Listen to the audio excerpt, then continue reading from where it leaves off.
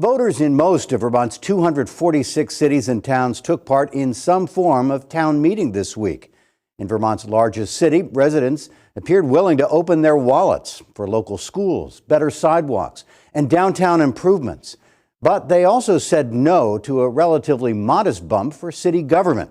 And the new composition of the new city council, it appears, will not make life easy for the mayor and perhaps the city's beleaguered police department.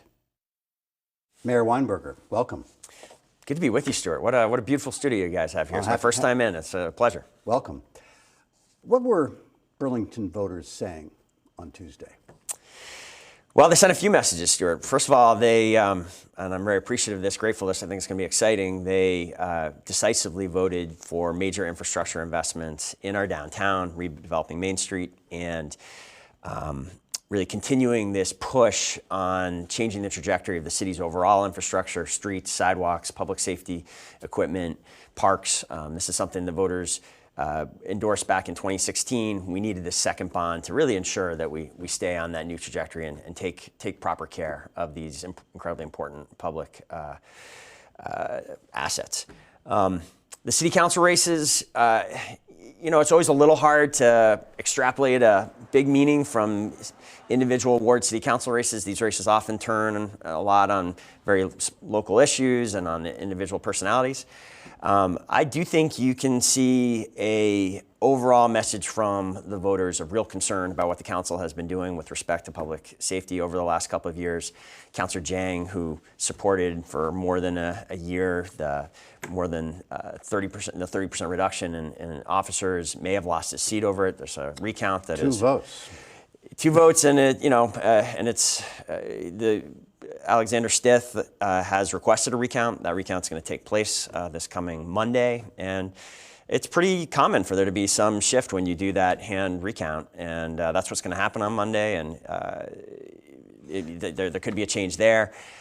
You saw by only a 40-vote margin in Ward 8, a place where the progressives have done very well in recent years. I think there's some real signs that people want the council and the administration working together, working across the aisle, taking on our public safety challenges head on, and that's what I intend to do.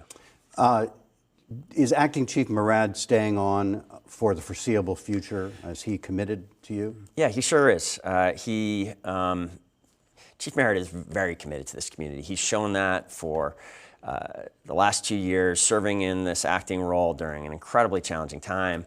He, of course, it would be better if he had the full support of the city council, not just the mayor and half the council. But we can't, if the council, we need to move forward. Right. We have too much going on to continue to search. We need to address these long-term challenges. The progressives maintain their 6-seat block, and so Monday's recount is real important to you.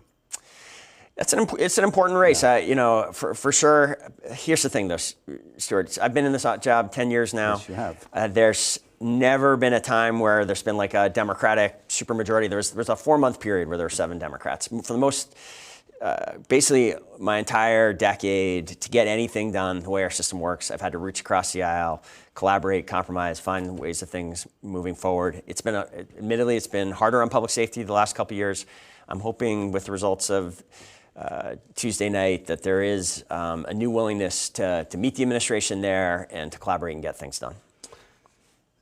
The city tax increase, 5.5%, relatively modest bump, failed. What do you do now? How do you balance your budget? Do you resort to layoffs? What? Well, Stuart, first of all, let me say I respect the voters and understand why people are feeling great financial uncertainty right now, and I know in particular 5.5%. I think I wasn't happy bringing forward an increase of that number. I think what you got to understand is for a lot of voters, that's 5.5% on top of a very challenging reappraisal last year that is hurting people. So the message from voters is we got to tighten our belt. We got to find a way through this. It's a $2 million issue, which is a significant issue in a general fund budget of $80, $85 million. we'll find a way through it. It's going to be hard, probably the hardest of the budgets I've managed this will be my 11th. But this is an administration that has successfully gotten us through big challenges before. We got through the Burlington Telecom lawsuit fiasco. We took the city back from the edge of junk bond status to AA rating. We've gotten through those challenges in the past. We'll get through this one. We have until the end of June to figure this fully out, and so it's a little too soon to say exactly how we're going to close that gap. We'll be talking about it in the details will start coming out really in April and May. We'll have 4 public meetings, as we have for many years, where each department presents and we really lay out how we're getting through this challenge.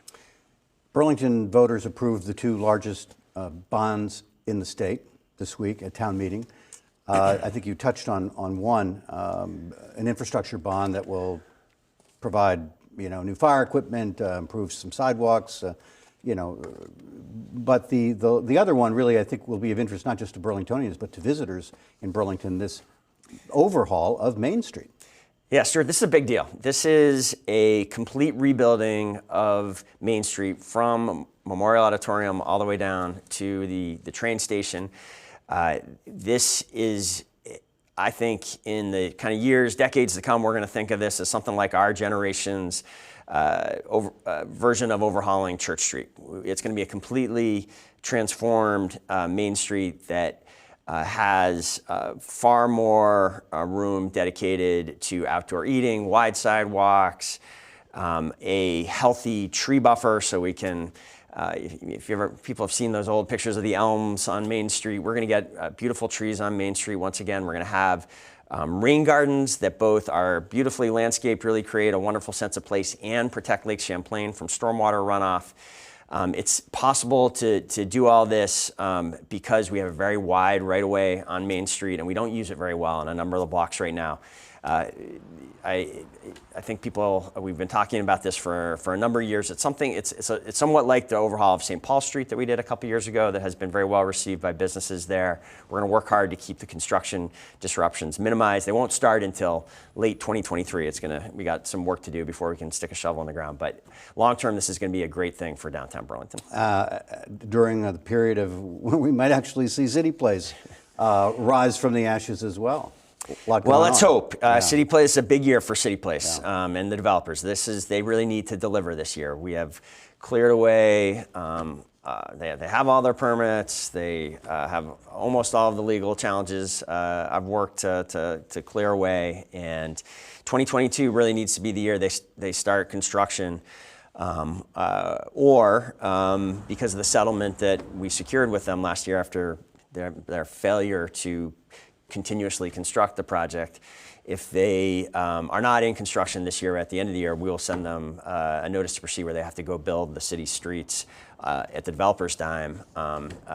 So at least, there will be some progress one way or another over the next year. This bond that was approved this week for the capital improvements does not do much for Memorial Auditorium, correct?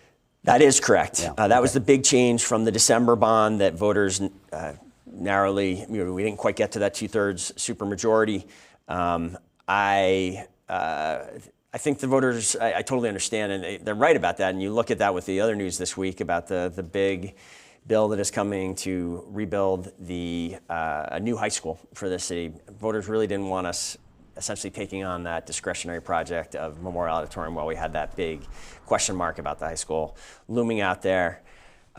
This is going to be a big discussion between now and November when the school district is expected to come forward for a bond. And I am hopeful. I know Superintendent Tom Flanagan is working hard on this. The whole board is working hard on this. They're putting together other funds beyond simply bonding to pay for this project. I'm pretty hopeful they're on track to bring forward a proposal that the community, that first of all gets us a world-class, outstanding high school finally. It's been a long time since we really had a good high school. And secondly, is a proposal that fits within what we can responsibly afford. Mayor, thank you for coming in.